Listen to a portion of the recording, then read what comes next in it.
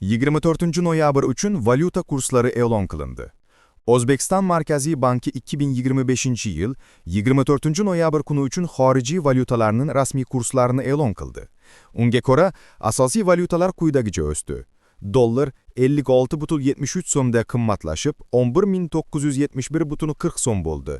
Yevro 61,81 so'mda qimmatlashib, 13.797,04 so'mni tashkil etdi.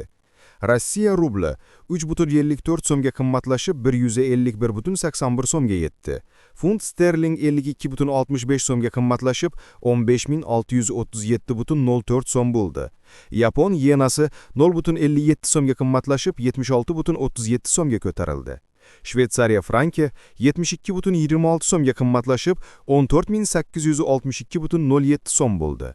Xitoy yuani 9,11 so'mga qimmatlashib 1683,69 so'mni tashkil etdi.